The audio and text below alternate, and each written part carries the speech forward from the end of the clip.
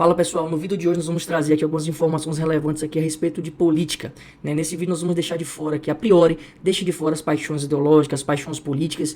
Nós não estaremos aqui falando sobre lulista nem bolsonarista.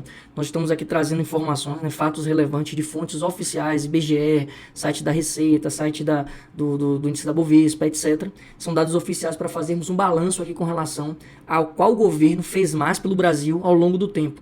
De um lado nós temos aqui o governo do Bolsonaro, né, que são 3 anos e meio no poder. Lembrando que desses 3 anos e meio, 2 anos foi praticamente de pandemia, de guerra externa. Então basicamente ele não conseguiu fazer muita coisa. Inclusive o STF deixou boa parte dos itens a cargo dos governadores e prefeitos, né, das cidades aí.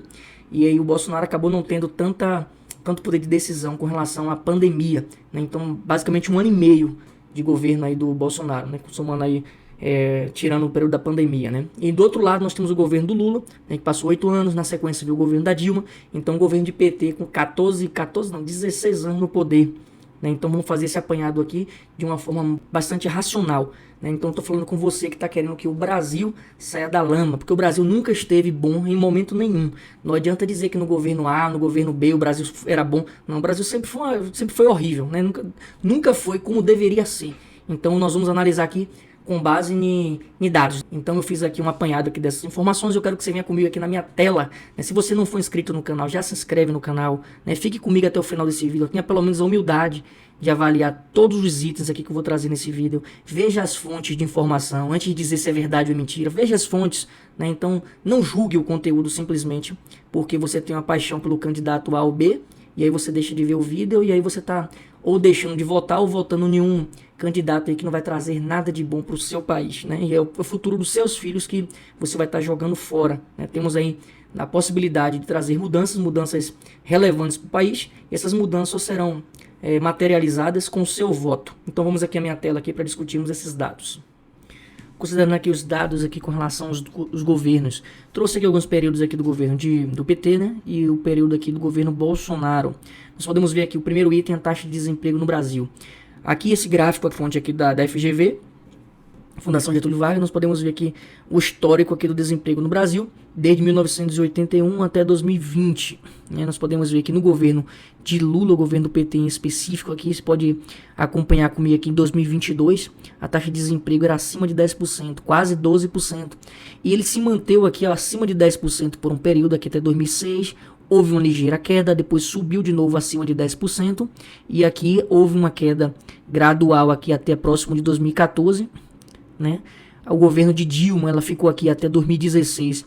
Podemos ver aqui de 2014 a 2016 houve uma alta muito expressiva, passando aqui de 12%, chegando aqui a próximo aqui de 14% aqui no pico aqui em 2020, que é com relação aqui à pandemia. Podemos ver que houve uma ligeira queda aqui do governo de Bolsonaro, ele assumiu aqui em 2018, houve uma ligeira queda, em 2020 já voltou a subir de novo.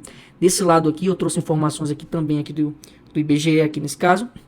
O IBGE traz aqui: desemprego cai para 8,9% no trimestre encerrado em agosto. A taxa de desemprego no país segue em queda e chegou a 8,9% no trimestre encerrado em agosto, o que representa uma diminuição de 0,9 ponto percentual na comparação com o trimestre anterior. Essa informação aqui é de 30 de nove de 2022. Então nós podemos ver que há uma diminuição gradativa aqui do desemprego, né? Isso em função aqui da diminuição aí do Fica em Casa, diminuição aqui das taxas de contaminação pelo Covid-19. Então presume-se aqui uma diminuição gradual, que essa diminuição ela vai continuar se sustentando nos próximos anos, né? Isso em função aqui da diminuição, inclusive, da inflação e com a taxa de crescimento aí do setor produtivo. Próxima informação: casas entregues no Brasil. Nós podemos ver que no governo de Lula foi entregue aqui o Minha Casa Minha Vida, 1,34 milhão de moradia entre 2009 e 2013. Nós podemos ver que a avaliação aqui é de 4 anos. Já no governo Bolsonaro foi entregue aqui mais de 1 milhão aqui de moradias em 2 anos e 8 meses de governo, ou seja, um período muito inferior de tempo, com uma entrega muito próxima aqui, que é o programa aqui Casa Verde e Amarela. Então, com relação a casas entregues, o governo de Bolsonaro, se fizer uma regra de 3 simples aqui, vai ver que em um período de tempo menor foi entregue mais casas do que no governo de Lula, né? Então, próxima informação: títulos de terra entregue no Brasil. Período de Lula, período do Bolsonaro. O título entregue aqui no Brasil no período do Bolsonaro ultrapassa aqui a casa dos 400 mil documentos de titulação emitidos. Aqui é uma informação aqui do Ministério da Agricultura, né? Informação: INCRA supera a marca de 400 mil documentos de titulação emitidos. INCRA alcançou a marca de 404.993 documentos de titulação expedidos para a família do campo. O número se refere ao período entre janeiro de 2019 e agosto de 2022. Perceba que há um acréscimo aqui muito significativo, enquanto no governo do PT aqui foi um número extremamente inferior. Podemos ver aqui, ó, na CNN Brasil, o governo Bolsonaro entregou mais de 362 mil títulos de propriedade rural em 2019 e 2022. Como parte do programa Titula Brasil, o número supera os 99 mil emitidos nos 2 mandatos de Lula e os 166 mil no governo de Dilma. Então nós podemos ver aqui que um período aí de 3 anos e meio do governo Bolsonaro entregou muito mais do que todo o período do PT junto. Só o governo de Lula, que em 2 mandatos foram apenas 99 mil títulos emitidos, enquanto o Bolsonaro, 3 anos e meio, mais de 400 mil. Então podemos ver aqui uma diferença absurda. E com relação aqui também à titularidade, que a maior parte das pessoas beneficiadas aqui foram mulheres, né? Então aqui se pode verificar aqui também na fonte aqui da CNN, pode verificar aqui no Ministério da Agricultura, né? Com relação aqui à população abaixo da linha da pobreza. Antes de explicar aqui, eu quero dizer o que seria pessoa abaixo da linha da pobreza. São aquelas pessoas aqui, inclusive de acordo com o IBGE e com a FGB. Lembrar aqui, ó, que eu peguei essa informação, inclusive, no site do PT, né? O PT aqui que está falando aqui sobre as benesses que foram feitas aí no governo dele. Então aqui, ó, é importante destacar que são considerados abaixo da linha da pobreza aqueles que vivem com menos de R$210 por mês. O que os próprios autores do estudo consideram um valor insuficiente para atender às necessidades básicas. Nós podemos ver que a tarifa social, né, o benefício assistencial que está sendo distribuído pelo governo federal é de R$600 para cada pessoa. Aqui, no caso, é um valor quase 3 vezes superior ao valor que é considerado aqui para dizer que a pessoa vive ou não abaixo da linha da pobreza. Então podemos ver aqui que no governo do PT aqui, a população aqui, nesse caso, esse gráfico aqui fala sobre pessoas que vivem na extrema pobreza, e aqui no de cima, pessoas que vivem na linha da pobreza. Então podemos ver que do ano 2002 até o término do governo de Lula, houve uma diminuição, meio leve aqui, mas houve uma diminuição, sim. Mas depois, no governo aqui de Dilma, as pessoas começaram a entrar na linha da pobreza, aqui abaixo da linha da pobreza novamente. Houve um acréscimo aqui, 5,8 para 6,2. Houve uma queda novamente, depois começou a subir de novo. Perceba que 2015, 2016, 2017 houve um salto. Isso aqui foi justamente quando desencadeou aquele problema todo, quando a corrupção entrou em evidência aqui no Brasil, né? Todos os esquemas de corrupção foram trazidos à tona. E aí você pode verificar aqui que a linha da pobreza aqui aumentou e muito. Então, Bolsonaro, quando ele assumiu o governo aqui em 2018, né? Houve aqui uma variação aqui, depois houve um acréscimo grande de 3,3, isso aqui muito provavelmente aqui no período do Covid, lá em março de 2020, junho de 2020, depois houve uma queda drástica entre o número de pessoas que estavam vivendo abaixo da linha da pobreza, isso aqui foi consequência aqui do benefício assistencial que foi distribuído pelo governo federal, depois houve um acréscimo novamente, depois um decréscimo com a redução aí dos casos de Covid, com a redução aí da política do fica em casa. Houve um decréscimo e provavelmente essa tendência aqui de decréscimo vai se manter, vai se perdurar aí ao longo do tempo. Então perceba que no governo do PT, ele pôde fazer muito, mas a redução aqui não foi uma redução tão significativa, né? Nós estamos vendo aqui uma redução muito significativa, aqui houve um acréscimo de novo por conta da Covid, e agora com o término dos problemas ocasionados da Covid aqui com relação a depois da vacinação, houve um decréscimo aqui e a tendência é que ele diminua mais ainda. Segurança no Brasil. Período do PT aqui, quase 60 mil homicídios por dia. Um dado relevante aqui é o seguinte: houve o Estatuto de Desarmamento, né? Esses dados aqui eu trouxe aqui desde 1980 e 2015. Você pode verificar que o governo do PT aqui, o PT assumiu aqui, houve o Estatuto de Desarmamento aqui, houve uma redução aqui nos homicídios, mas depois o homicídio começou a crescer novamente, chegando a índices maiores do que antes do período aqui do Estatuto de Desarmamento. Por outro lado, no governo Bolsonaro, 47.503 homicídios por dia, um valor muito inferior ao do governo do PT. Essa notícia aqui, ó, a fonte dessa notícia aqui, você pode verificar aqui nesses sites, né? Tem fonte aqui do G1, tem do CNN Brasil, né? Então aqui o número de assassinatos cai 7% no Brasil em 2021 e é o menor da série histórica. No caso do governo do PT, aqui em 2003, primeiro ano do PT na presidência e último ano antes do Estatuto de Desarmamento, ocorreram 51.043 homicídios no Brasil. Em 2015, ou seja, depois do desarmamento, obviamente, último ano do governo petista, foram registrados aqui 58.138 homicídios, ou seja, houve um acréscimo significativo no número de homicídios no governo do PT, enquanto no governo de Bolsonaro, afrouxando as regras com relação ao armamento, você vê uma diminuição grave. Isso aqui é fruto das políticas de segurança pública que têm sido implementadas aí pelo governo Bolsonaro. Próxima informação, inflação no Brasil. Não é surpresa para ninguém que a inflação no Brasil, historicamente, ela é alta, né? Inclusive, a Selic, ela sempre foi muito alta no Brasil. Chegou a um valor de 2% aí, em 2020, né? Mas é algo muito atípico. Podemos ver aqui que o IPCA, nós temos aí 3 meses consecutivos vivendo deflação. O que seria deflação? Seria um decrescimento no preço dos produtos, né? Com relação aí à inflação que tem sido documentada aí pelo IBGE, né? Houve um decréscimo aí de 0,29% em setembro, e isso aqui representa o menor índice para setembro desde o início da série histórica. A taxa acumulada está em 7,17 em 12 meses e, considerando o ano de 2022, em 4,09. Os dados foram divulgados no dia 11 de outubro pelo IBGE, enquanto no final lá do governo do PT a inflação estava a 10,67%, precisando de uma Selic a 14,25%. Quem é que não lembra quando a Selic estava a 14,25% no final do governo de Dilma? Então, às vezes a pessoa fica falando do governo Bolsonaro, como se o governo Bolsonaro criasse problemas que a gente vê hoje no Brasil, mas não, são tudo fruto do governo do PT, foram 16 anos do governo do PT. O PIB no Brasil, nós vemos aqui o PIB no Brasil em 2015, 2016, com relação aqui ao final do governo de Dilma, né?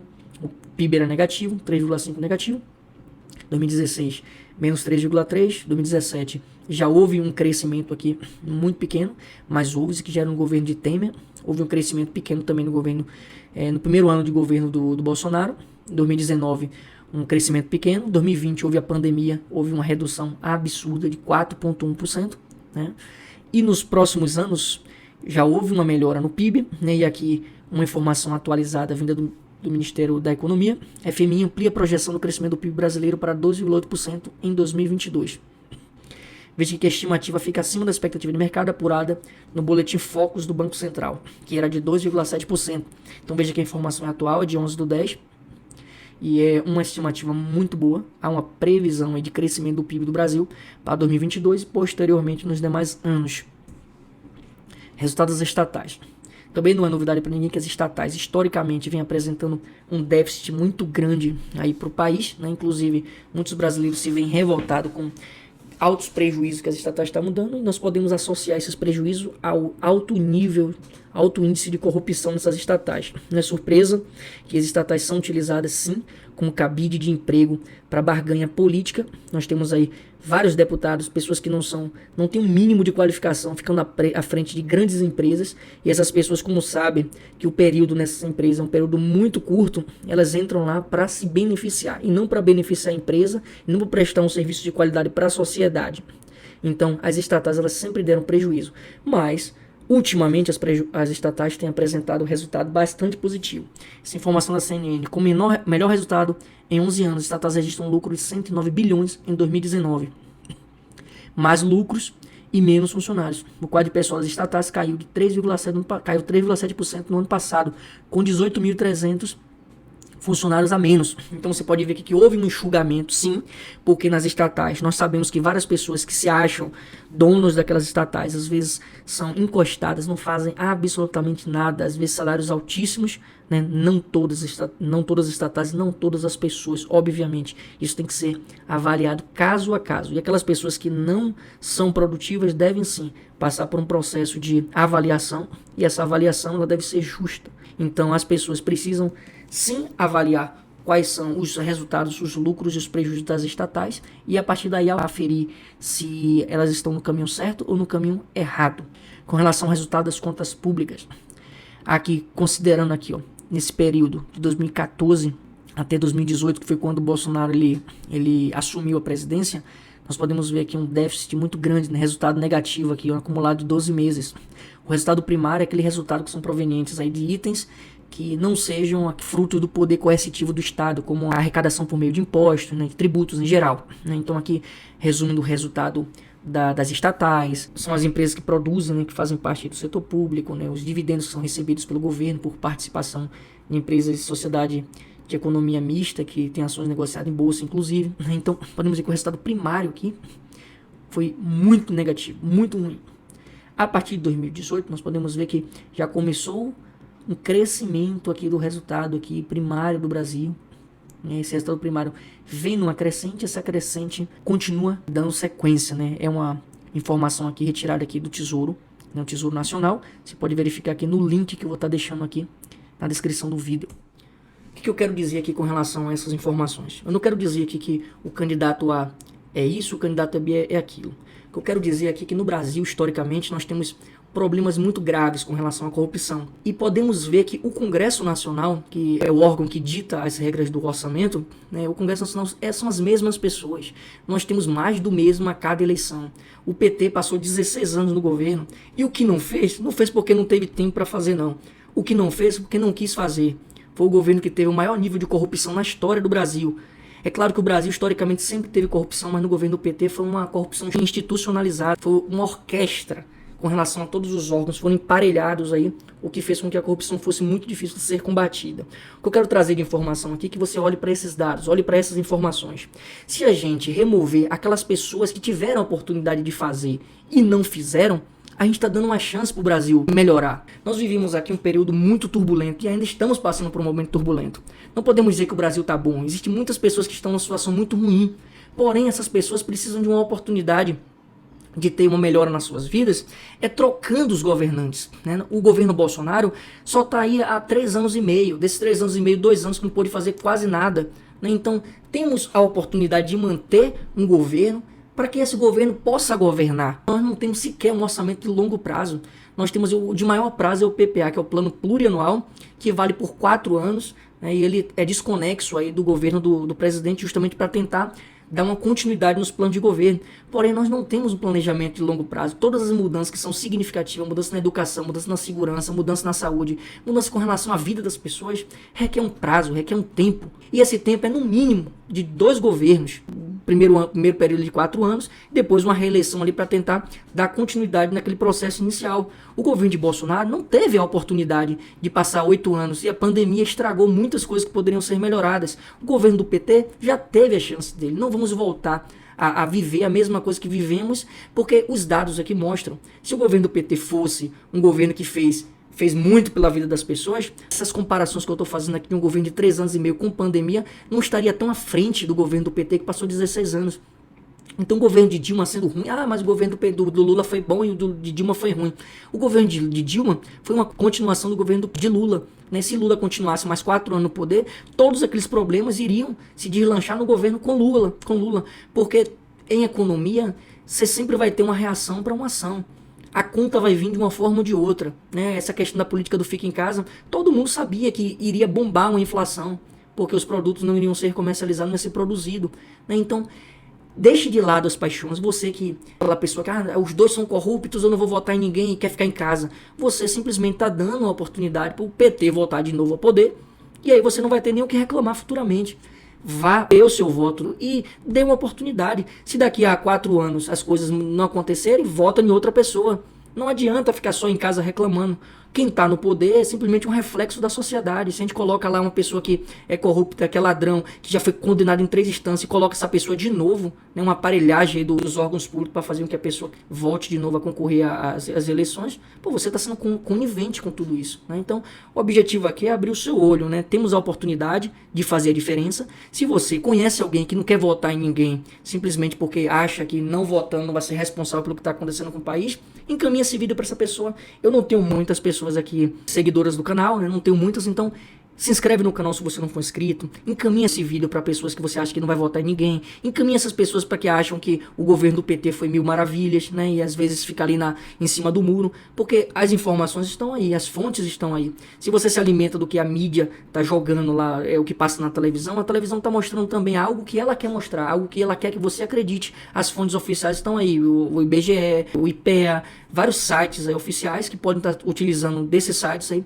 para coletar informações dos dois governos, né? Então, informações que são isentas. Então, a partir daí, você vai ter como fazer uma análise muito mais isenta, né, com relação a ambos os governos. E podemos ver aqui que tudo que a mídia fica colocando lá são informações que elas querem direcionar as pessoas. As pessoas acabam ficando alienadas com relação a essas informações que são vomitadas aí na sociedade.